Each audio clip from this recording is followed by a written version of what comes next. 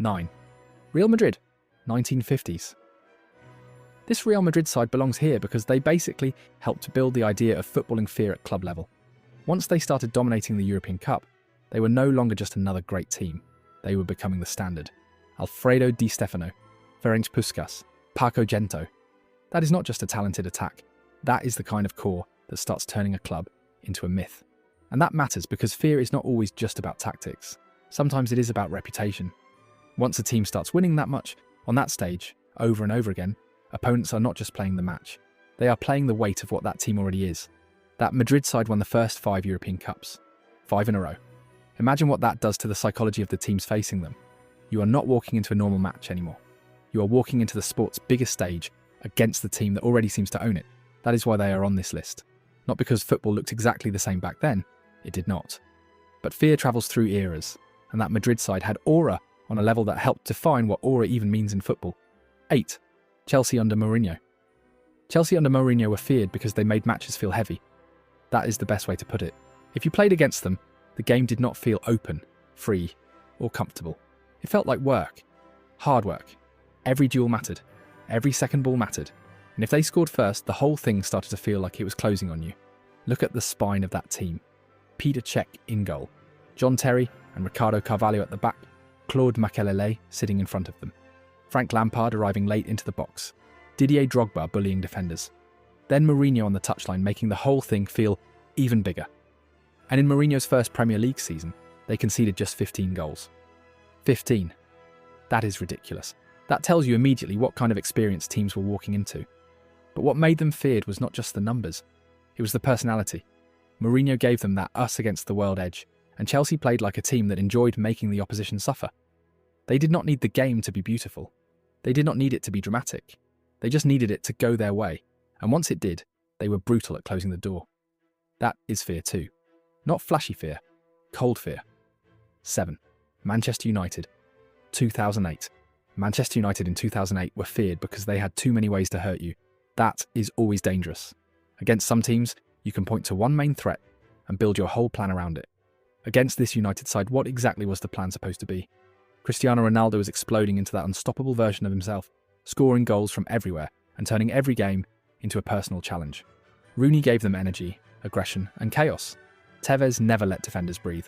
Scholes and Carrick could control the rhythm. Giggs gave them experience and quality. Then at the back, Ferdinand and Vidic gave them real authority. So what made them feared was balance. They could attack with speed, they could counter, they could control possession when needed, and they had defenders who made it hard to enjoy playing against them. That is a complete team. And they backed it up too. They won the Premier League, won the Champions League, and went into big matches looking like they expected to overpower people. The 2008 final against Chelsea was tense and close, but even that tells part of the story. United were not just talented, they were hardened, built for those nights. That is what makes teams scary, not just brilliance, completeness. 6. Liverpool, 2018 to 19. Liverpool under Klopp were feared because they made games feel like they were being played too fast. That is a nightmare for opponents. Some great teams scare you with control. Liverpool scared teams by making matches feel unstable, loud, emotional, and just a little bit out of your hands. Look at the names. Van Dijk gave them authority at the back. Alisson gave them calm. Robertson and Alexander-Arnold were not just fullbacks, they were creators. Then up front you had Salah, Mané and Firmino. One of the most uncomfortable front threes any defence could face. Salah brought speed and goals. Mané brought directness and aggression. Firmino connected everything and made the press work. And when Liverpool got momentum, it felt like wave after wave. You clear one ball and another attack is already starting. You survive one transition and now the crowd is up and the fullbacks are flying again. And then there is Anfield. That is where the fear became something bigger. Because Liverpool were already dangerous, but at Anfield, the pressure could become emotional and overwhelming. The 4-0 comeback against Barcelona is the perfect example. Barcelona came in with a 3-goal lead, and once Liverpool started believing, the whole match felt like it was slipping out of Barca's hands. By the time that quick corner for Origi went in, it did not even feel shocking anymore. It felt like the stadium had pulled the game in that direction. That is why Klopp's Liverpool belong here. They could make elite teams lose their footing. 5. Real Madrid 2016 to 18.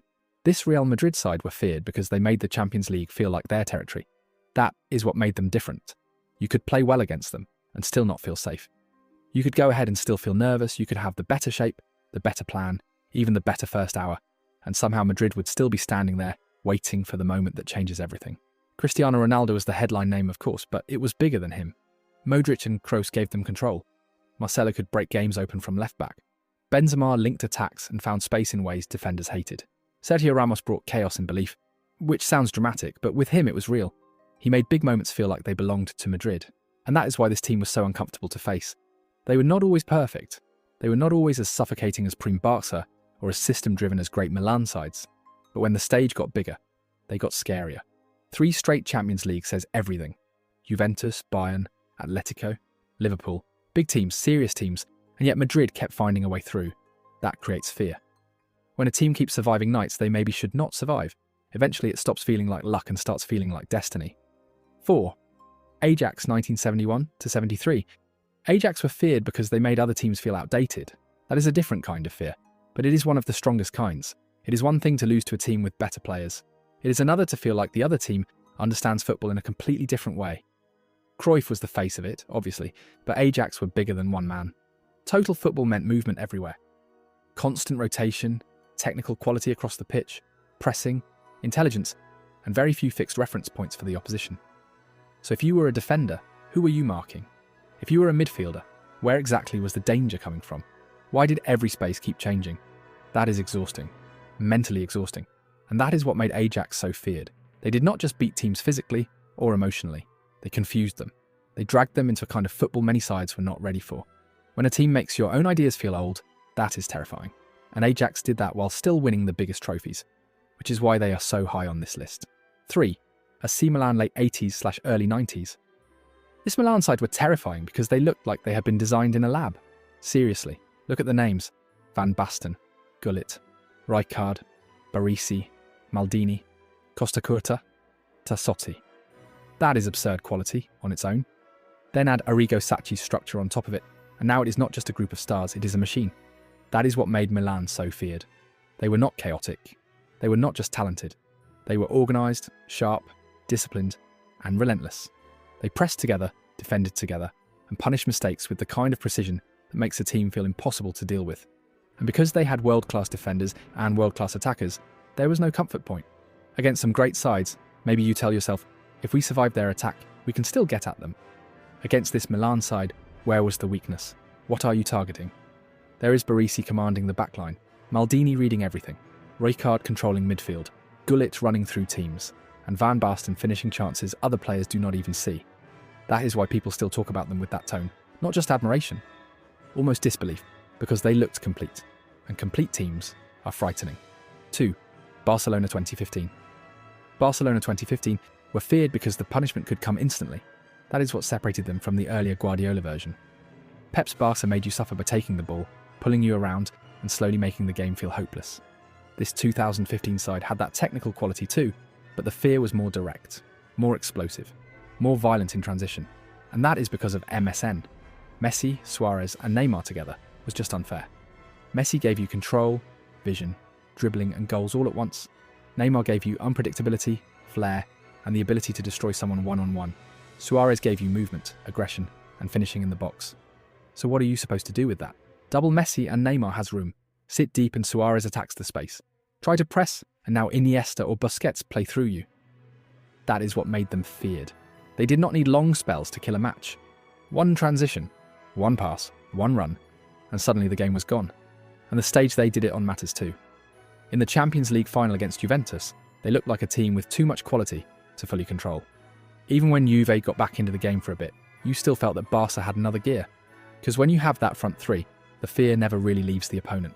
That team felt unfair because good defending still did not feel safe. 1. Brazil 1970. At number 1, I'm going with Brazil 1970. And what makes this team number 1 is not just that they played beautiful football. It is that they carried enormous pressure and still looked calm enough to make the whole thing seem easy. That matters. When people talk about Brazil 1970, they often jump straight to the beauty, the goals, the names, the famous final. And all of that is fair. But the pressure around Brazil is a huge part of why they were feared. Brazil had already won World Cups before, so the expectation was massive anyway. But deeper than that, there was still the wound of 1950. Losing the final at the Maracanã to Uruguay on home soil was not just a football loss, it became part of the country's identity. That kind of scar does not vanish. So every great Brazil side after that was carrying more than just normal tournament pressure. They were carrying the pressure of being Brazil. And then look at the players carrying it. Pelé was not just a star by then, he was a symbol. Jairzinho scored in every match of the tournament. Tostão gave them intelligence, Rivellino gave them quality and imagination. Carlos Alberto gave them leadership and then finishes the final with one of the most famous goals football has ever seen. That is what makes them terrifying. It is not just the names by themselves, it is the names under that level of expectation, still playing with that much confidence and freedom. And then when you actually watch the football, it becomes even clearer. They were not frantic, they were not desperate, they were in control. That is scary. A team under that much pressure should look tight. Brazil looked sure of themselves. That final against Italy says everything. Italy were not some random side. They were serious, disciplined, respected. And Brazil still made the match feel like a statement. Pelé's header, Jairzinho scoring again, Carlos Alberto arriving to finish that iconic team goal. It was not just victory, it felt like confirmation. So yes, they were beautiful. But beauty is not the full point. What makes Brazil 1970 number one is that they carried giant national expectation, had legendary names, lived up to all of it, and still looked like the most complete force in the world. That is fear at the highest level.